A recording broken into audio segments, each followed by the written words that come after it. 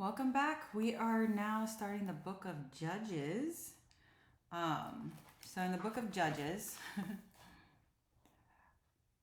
Israel disobeys, Israel is oppressed, Israel cries out, God raises up a deliverer, Israel is delivered, Israel is at peace, and then Israel disobeys again. There are 1, 2, 3, 4, 5, 6, 7, 8, 9, 10, 11, 12 judges. And see it right here.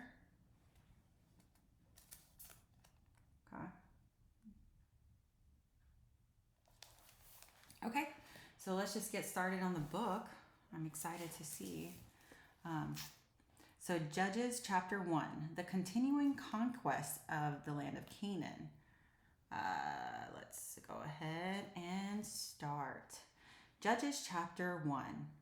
Now after the death of Joshua, it came to pass that the children of Israel asked the Lord, saying, Who shall be first to go up against us, against the Canaanites, to fight against them? And the Lord said, Judah shall go up. Indeed, I have delivered the land into his hand. So Judah said to Simeon his brother, Come up with me to my allotted territory, that we may fight against the Canaanites, and I will likewise go with you to your allotted territory. And Simeon went with him. Then Judah went up, and the Lord delivered the Canaanites and the Perizzites into their hand, and they killed 10,000 men at Bezek. That is a lot. By the way, do you guys like my roses? It's Valentine's Day, so it's pretty. And they found Adonai-Bezek in Bezek and fought against them, and they defeated the Canaanites and the Perizzites. And Adonai-Bezek fled, and they pursued him and caught him and cut off his thumbs and big toes. And Adonai said, 70 kings with their thumbs and big toes cut off, used to gather scraps under my table as I have done, so God has repaid me. And they brought him to Jerusalem, where he died. Okay, let me get this straight. Okay. The Adonai-Bezek fled, and they pursued him and caught him and cut off his thumbs and his big toes. And Adonai-Bezek said, 70 kings with their thumbs and... Okay, this is wild. Now the children of Judah fought against Jerusalem and took it. They struck it with the edge of the sword and set the city on fire. And afterward the children of Judah went down to fight against the Canaanites who dwelt in the mountains in the south and in the lowland. Then Judah went against the Canaanites who dwelled in Hebron. Now the name of Hebron was formerly Kirjath Arba, and they killed Sheshai, Ahiman, Talmai. From there they went against the inhabitants of Debir. The name of Debir was formerly Kirjath Sepher. Then Caleb said, Whoever attacks Kirjath Sepher and takes it to him, I will give my daughter Asash as his wife. And Othniel, the son of Kenaz and Caleb's younger brother, took it. So he gave his daughter Asash as wife. Now it happened when she came to him that she urged him to ask her father for a field. And she dismounted from her donkey, and Caleb said to her, What do you wish? She said to him, Give me a blessing, since you have given me land in the south. Give me also springs of water. And Caleb gave her the upper springs and the lower springs. Now the children of Canaanite, Moses' father-in-law, went up from the city of palms with the children of Judah into the wilderness of Judah, which lies in the south near Arad. And they went and dwelt among the people. And Judah went with his brother Simeon, and they attacked the Canaanites who inhabited Zephath and utterly destroyed it. So the name of the city is called Hormah. Also, Judah took Gaza with its territory, Ashkelon with its territory, and Ekron with its territory. So the Lord was with Judah, and they drove out the mountaineers by which they could not drive out the inhabitants of the lowland, because they had chariots of iron. And they gave Hebron to Caleb, as Moses said, then expelled him from the 3 sons of Anak. But the children of Benjamin did not drive out the Jebusites who inhabited Jerusalem. So the Jebusites dwelled with the children of Benjamin in Israel to this day. And the house of Joseph also went up against Bethel, and the Lord God was with them. So the house of Joseph sent men to spy out Bethel.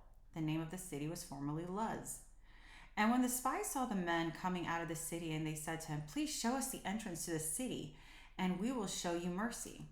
So he showed them the entrance of the city, and they struck the city with the edge of the sword. But they let the man and all his family go. And the man went to the land of Hittites, built a city, and called its name Luz, which is its name to this day. The incomplete conquest of the land. Verse 27. However, Manasseh did not drive out the inhabitants of Beth Shean and its villages, or Tanakh and its villages, or the inhabitants of Dor or its villages, or the inhabitants of Ibleam and its villages, or the inhabitants of Medago and its villages, for the Canaanites were determined to dwell in the land. And it came to pass when Israel was strong, and they put Canaanites under tribute, but did not completely drive them out. Nor did Ephraim drive out the Canaanites who dwelt in Gezer. So the Canaanites dwelled in Gezer among them. Nor did Zebulun drive the inhabitants of Kitron, or the inhabitants of Naholi. So Canaanites dwelt among them and were put under tribute. Nor did Asher drive out the inhabitants of Acco, or the inhabitants of Sidon, or Ablam, or Ashkat, or Helbah, or Abik, or Rehob. So the Asherites dwelt among the Canaanites and the inhabitants of the land, for they did not drive them out. Nor did Naphtali drive out the inhabitants of Beth Shemesh, or the inhabitants of Beth Anath, and they dwelt with the Canaanites and the inhabitants of the land. Nevertheless, the inhabitants of Beth Shemesh and Beth Anath were put under the tributes to them. And the Amorites forced the children of Dan into the mountains, for they did not allow them to come down to the valley. And the Amorites who were determined to dwell in the Mount Herez in Ajalon and Shalabim, yet when the strength of the house of Joseph became greater, they were put under tribute. Now the boundary of the Amorites was from the ascent of Akrabim, from Selah and upward. Judges chapter 2. Then the angel of the Lord, this is about Israel's disobedience. Then the angel of the Lord came up from Gilgal to Bochim and said, "I led you up from Egypt and brought you to the land in which I swore to your father." So this is the angel. "And I said, I will never break my covenant with you, and you shall make no covenant with the inhabitants of this land, and you shall tear down their altars. But you have not obeyed my voice. Why have you done this? Therefore I also said, I will not drive them out before you, but they shall be thorns in your side, and their God shall be a snare to you." So it was, when the angel of the Lord spoke these words to the children of Israel, that the people lifted up their voices and wept, when they called the name of the place Bochim, and they sacrificed there to the Lord. And when Joshua had dismissed the people, the children of Israel went each of their own inheritance to possess the land. Verse 7, the death of Joshua. So the people served the Lord all the days of Joshua, and all the elders who outlived Joshua, who had seen all the great works of the Lord, which he had done for Israel. Now Joshua, the son of Nun, the servant of the Lord, died when he was 110 years old. And when they buried him within the border of his inheritance at Timnah-Heres at the mountains of Ephraim on the north side of the mountain Gash, when all the generations had been gathered to their fathers, another generation arose after them, and he did not know the Lord nor the work which he had done for Israel. Verse 11, Israel's unfaithfulness. Then the children of Israel did evil in the sight of the Lord and served the Baals. And they forsook the Lord of... Basically, Israel is capable of serving, not God. Okay, let's get it together. Then the children of Israel did evil in the sight of the Lord and served the Baals. And they forsook the Lord and their fathers who brought them out of the land of Egypt. And they followed other gods from among the gods of the people who were all around them. And they bowed down to them. And they provoked the Lord to anger. They forsook the Lord and served Baal and the Astoreths. We're going to have to look that up. And the anger of the Lord was hot against Israel. So he delivered them into the hands of the plunderers who despoiled them. And he sold them into the hands of their enemies all around, so they can no longer stand before their enemies. Wherever they went, the hand of the Lord was against them for calamity, as the Lord has said, and as the Lord has sworn to them, and they were greatly distressed. Nevertheless, the Lord raised up judges who delivered them out of the hand of those who plundered them. Yet they would not even listen to their judges, but they played the harlot with other gods and bowed down to them. They turned quickly from the way in which their fathers walked, in disobeying the commandments of the Lord. They did not do so. And when the Lord raised up the judges for them, the Lord was with the judge, and delivered them out of the hand of their enemies all the days of the judge. For the Lord was moved to pity by their groaning because of those who oppressed them and harassed them. And it came to pass, when the judge was dead, that they reverted and behaved more corruptly than their fathers, by following their gods and serving them and bowing down to them, that they did not cease from their own doings, nor their stubborn ways. Then the anger of the Lord was hot against Israel, and he said, because this nation has transgressed my covenant, which I commanded their fathers, and has not heeded my voice, I will also no longer drive them out before any of the nations which Joshua left when he died, so that through them I may test Israel, whether they will keep the ways of the Lord to walk with their fathers that kept them or not. Therefore the Lord left those nations without driving them out completely, nor did he deliver them into the hand of Joshua. Judges chapter 3, the nations remaining in the land. Now these are the nations in which the Lord left, and he might test Israel by them. That is all that had not known any of the wars in Canaan. This was only so that the generations of the children of Israel might be taught to know war, at least those who had not formerly known it, namely 5 lords of the Philistines, all the Canaanites, the Simeonites, the Hivites, those who dwelt in Mount Lebanon, from Mount Baal Hermon and the entrance of Hamath. And they left that he may test Israel by them, to know whether they would obey the commandments of the Lord, which he had commanded their fathers by the hand of Moses.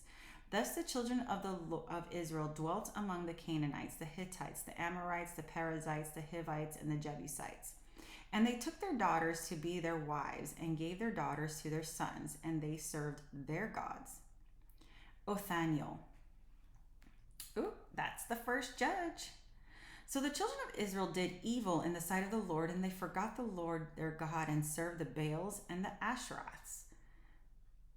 Therefore the anger of the Lord was not against Israel, and he sold them into the hand of Cushan Rishamoth, king of Mesopotamia. And the children of Israel served Cushan Rishathaim 8 years.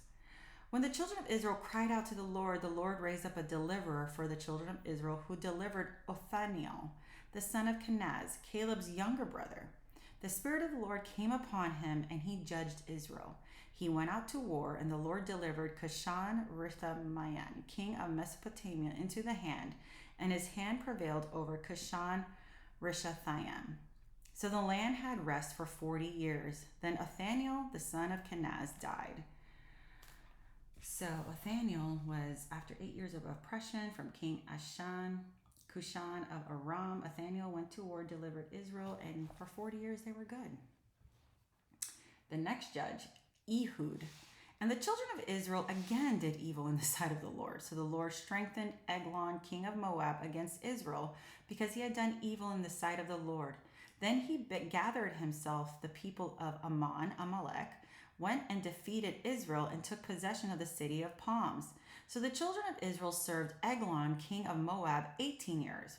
But when the children of Israel cried out to the Lord, and the Lord raised up a deliverer for them, Ehud, the son of Gera, the Benjamite, the left-handed man, by him the children of Israel sent tribute to Eglon, the king of Moab. Now Ehud, the judge, made himself a dagger. It was a double-edged and a cubit in length, and fastened it under his clothes on his right thigh. So he brought the tribute of Eglon, king of Moab. Now Eglon was a very fat man. Interesting. And when he finished presenting the tribute, he sent the people away who had carried the tribute. But he himself turned back from the stone images that were in Gilgal, and said, I have a secret message for you, O king, he said. Keep silence and all who attended him went out from him. So Ehud came to him. Now he was sitting upstairs in his cool private chamber. Then Ehud said, I have a message from God to you. So he rose from his seat. Then Ehud reached with his left hand, took the dagger with his right thigh, and thrust it into his belly. This is wild. Even the hilt went in after the blade, and the fat closed over the blade, for he did not draw the dagger out of his belly, and his entrails came out. Then Ehud went out through the porch and shut the doors of the chamber of the upper room behind him and locked it. When he had gone out, Eglon's servants came to look, and to their surprise, the doors of the upper room were locked, and they said, he's probably attending to his needs in the cool chamber. So they waited until they were embarrassed, and they still had not opened the doors of the upper room. Therefore they took the key and opened them, and there was their master fallen dead on the floor. But Ehud had escaped while they delayed, and passed beyond the stone images and escaped to Sarah. And it happened when he arrived that he blew the trumpet into the mountains of Ephraim. And the children of Israel went down with him from the mountains, and he led them. Then he said to them, follow me, for the Lord has delivered your enemies of the Moabites into your hand. So they went down after him, seized the fords of the Jordan leading to the Moab, and did not allow anyone to cross over. And at that time they killed about 10,000 men of Moab, all stout men of valor, and the men escaped. So Moab was subdued that day under the hand of Israel, and the land had rest for 80 years. After him was Shamgar, the son of Anath, who killed 600 men of the Philistines with an ox gad, and he also delivered Israel. So the second judge, who reigned for 80 years, at 18 years of oppression from King Eglon of Moab, Ehud killed Eglon, went to war against Moab, and was victorious. That dagger got stuck in there. He didn't even pull it out. He died. Okay. All right. Well, and that is the end of that. The next judge we're going to be talking about is Deborah. So